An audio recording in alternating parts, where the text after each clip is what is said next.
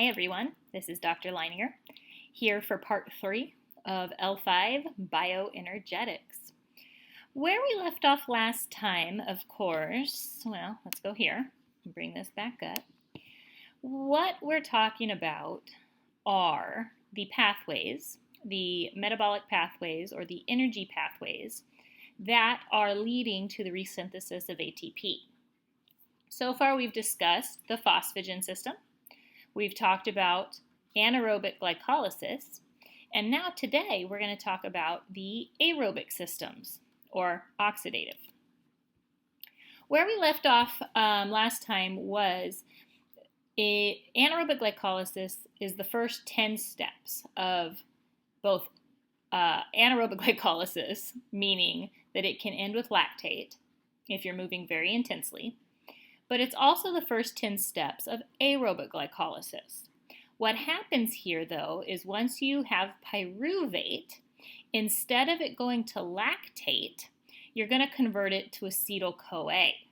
And then acetyl-CoA can enter the third, or the mitochondria, and go through oxidative pathways. Of course, oxidative pathways, or aerobic pathways, are reactions or a series of reactions. Not every reaction requires it, but somewhere in that pathway, somewhere in that series of reactions, oxygen is required. So the oxidative system itself is extremely complex, much more complex than the phosphagen or the glycolytic. And as you saw with the glycolytic system, even in a pretty simplified visual, there was a lot of steps involved and a lot of reactions involved. So the oxidative system is even more so. But there's some pluses to that. So even though it's highly complicated, you really have an unlimited capacity to generate energy because you can use carbohydrates, fats, and proteins. You have a lot of ability to produce or resynthesize ATP. This is going to sound morbid, but if you're going to die of something, you'll die of something else before you die of running out of energy. Whether that be, heart failure, cardiac arrest, or something, you would still have some energy capabilities. It absolutely requires oxygen, of course. It takes place inside the mitochondria. If you're going to do long-term or low-intensity activity, then it's absolutely the primary method for energy production. And as you have probably noticed, that this is the only energy system that can produce ATP from all three macronutrients. The pathways we've talked about before, ATP, creatine phosphate, myokinase, and glycolytic, none of those reactions started with a fat or a protein. So up to this point, anything anaerobic has not used fat or protein. So aerobic glycolysis, if we're up here at the top, see if you notice here, this is the first 10 steps of glycolysis. And because you started with glycogen, you get 3 ATP from that. If you start with glucose from the blood, you actually get 2 net ATP. So there is a little difference in starting with glycogen. But this is usually what happens, as you know now. We have a lot more glycogen stored than blood glucose. So that goes through glycolysis, and then we have pyruvate, or pyruvic acid. We're using that interchangeably.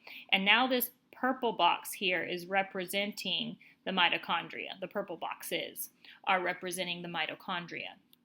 So we've got pyruvate that goes to acetyl-CoA, and then acetyl-CoA enters the Krebs cycle, or the citric acid cycle, and you'll see that we have some things shuttling over as well from these reactions. And then the third thing that happens in this pathway is the electron transport chain. So this is absolutely aerobic glycolysis only. We're not talking about fat or proteins at this point. But what happens is you're going to get a lot more ATP. So if you look here, you'll get 34 from the ETC, 2 more from the Krebs cycle. So that's a lot more ATP than just what anaerobic pathways can do for you. You'll also notice that what's happening here is we are producing CO2, and at the end, we're producing water. So the two byproducts, besides ATP is not a byproduct, it's a product, but the byproducts of oxidative metabolism, and this is true for every substrate, is the byproducts are CO2 and water. What happens then? How do we create this? Well, the CO2 is created at various places. At various places in the Krebs cycle. But what happens over here in the electron transport chain is that you have these hydrogens that are passing around their electrons, essentially. I think there's a better picture here in a second. But what happens if you're passing along electrons is that these hydrogens are unstable. They don't like to be without their without their electron. So the oxygen is required in the electron transport chain to bind with the hydrogens, creating water. And therefore, because of this cascade of processes, you get a lot more ATP, oxygen was required, and you create water and CO2. So glucose or glycogen, as you saw there, enters the glycolytic system in the cytoplasm, and it's broken down to produce small amounts of ATP, some water, and some hydrogen. That end product, and this is more of a summary, the end product of the glycolytic pathway is pyruvate, and then we go to acetyl-CoA. This, I hope, is sounding familiar now. Acetyl-CoA enters the Krebs cycle, and then it will be further broken down through a very complex process. There's no step-by-step there that you saw of the Krebs cycle, and you don't need to worry about it for this class, but you'll get a little bit more ATP, you'll produce CO2, and you'll produce hydrogen. It's the hydrogen ions given off during aerobic glycolysis and the Krebs cycle that you're then going to carry to the electron transport chain. Once you're there, the electrons are split off, as I mentioned, of the hydrogen atoms. And then the electron transport chain uses the energy from the electrons to produce ATP and then recombines the hydrogen atoms with oxygen to produce H2O. These bullet points are funky. Sorry about that. Under aerobic conditions, obviously, so we're talking about the oxidative system, a lot of ATP can be made from glucose and glycogen. As you saw, now in part 1, so now we're in part 3, glycogen stores in the body provide about 1,500, 2,000 to 2,500 kcals worth of energy production capability. And so for most people, that's enough energy to supply pretty intense exercise for 1.5, 2 hours plus. Even if you have 2,000 kcals, sometimes if you're thinking, okay, that's 20 miles-ish, that's going to take some people 4 hours. You really don't want to not eat during that kind of effort. You would like to, and like I said, through goos or jelly beans or whatever you're doing. But if you had to, you have enough glycogen stores to power you for this long. But of course, under aerobic conditions, there's only enough glucose available for about 1 to 3 minutes of intense exercise. So you really have to shift and slow down a little bit, usually. You can't sprint a marathon, although some of those elites really do look like they're sprinting a marathon. It's not sprinting for them, but you're doing this for such a long period of time that you've got to get ATP from the oxidative system. The good news is, or I should say for us, we're keeping this very simple in terms of how we're getting this ATP from the oxidative system. So the carbohydrate process, of course, you're starting with glycogen or glucose, and you're doing anaerobic and aerobic glycolysis, so all of it, and then aerobic glycolysis, Krebs cycle, and etc. For fat, to produce ATP from fat, it's a very similar process. It just starts a little differently. And you have a lot of fat. It's the most concentrated form of stored energy. Obviously, you saw some numbers, more than twice carbohydrate and protein availability. But by most standards, you have a lot. It just takes a lot of time, and it's not very efficient. Actually, let me back up. So it's not very efficient because it takes a lot of time to metabolize. It takes a lot of steps, and it's really a longer process, okay? And it requires much more oxygen. Because of that, we would consider this an effective storage.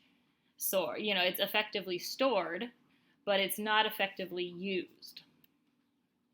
So if you are going to do this, though, and this is usually during very low intensity activity and rest, you're going to use fat, you have to first break down the triglycerides into the glycerol head and the 3 fatty acid tails, free fatty acids, FFAs.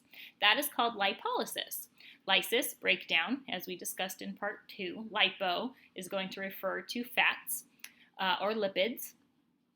So it begins with lipolysis, so we've got to break down that head and those 3 fatty acid tails apart. Once you have those free fatty acids broken from the glycerol head, they're going to travel in the bloodstream to the muscle fibers, and then you're going to take those into the mitochondria and convert to acetyl-CoA. So the process of breaking down free fatty acids to acetyl-CoA is termed beta oxidation.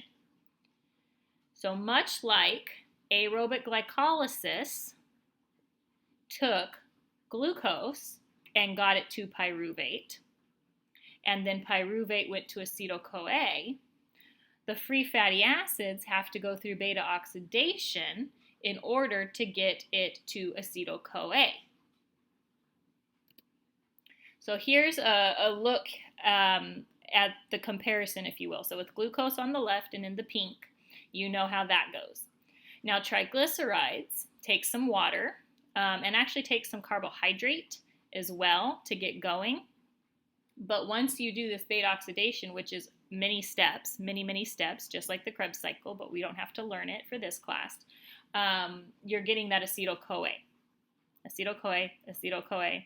You just started with a triglyceride here, started with a glucose here, and it took, a more complex process to get it going, and then you have this process here, which is pretty complex, and then now you've got acetyl-CoA. The great news is, after this point, it proceeds pretty much like aerobic glycolysis. So you go from free fatty acids to acetyl-CoA, and then the acetyl-CoA enters the Krebs cycle. The hydrogens given off during beta oxidation and the Krebs cycle are taken to that electron transport chain and follows the same path as we just talked about. But it does require more oxygen. It generates more energy, though, too. So it's not very efficient in terms of time and oxygen amount, like it takes more, but you can get hundreds of moles of ATP depending on what fat you start with. So if you start with like a 16 carbon fat, then you can get close to 200 moles of ATP. And I'm not doing the math, but it's probably somewhere upwards of, between 160 and 190 moles of ATP. Whereas with aerobic glycolysis, you are getting about 36 moles of ATP. So you've got a lot more energy capacity from fat. And then I will just make sure I comment on this, although I've mentioned several times now, we kind of ignore it. You don't use protein as an energy source during rest and exercise, except of course, during times of starvation and long-term endurance activities. So protein can be broken down and is broken down into the substrate amino acids. And just because some students have heard of these, I'll mention them. Primarily, it's the branch chain amino acids that are used for energy production. So if you've heard of BCAAs and people supplementing with those, first of all, it is not recommended because it doesn't look like it helps anything. But if you do see supplements for amino acids, typically they are the branch chained amino acids, the BCAAs, because of this. Protein is even probably more complicated than fat to metabolize because you have to remove nitrogen from the molecule, and that's called deamination. But once you do that, the carbon skeleton of that can be converted into glucose or triglycerides, so we can use them as a different substrate. You can convert them directly to acetyl-CoA, or they can enter directly into the Krebs cycle. So protein can be used. We just don't really want to use it. And so here's a graphic that kind of shows you the options, if you will, for that. And this is removing the nitrogen from this is the deamination process that has to occur before any of these things can happen.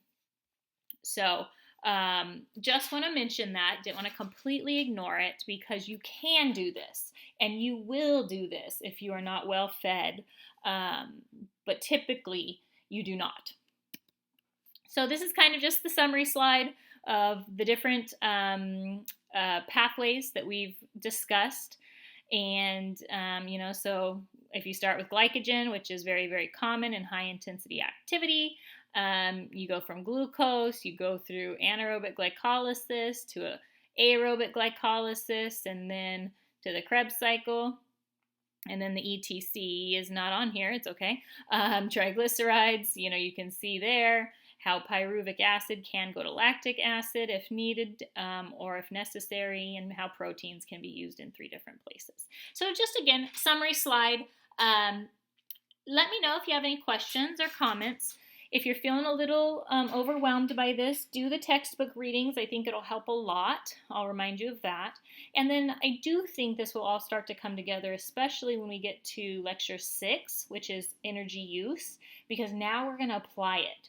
So if we have all these facts down, if we have all this content down, then moving on to L6, I think is going to be very smooth. And then once we get through L6, it's very applied, like I said, so we're going to talk about actual physical activity and movement, and then how do we use these pathways to resynthesize ATP for those activities. Then we'll also do an activity. So I'm hoping it'll all come together for you. If it's not yet, it will begin to, I hope. But you'd let me know if you need anything, and I will do my best to help in this online environment. Take care, be well, and work hard. I will, or you will, hear from me soon. Bye.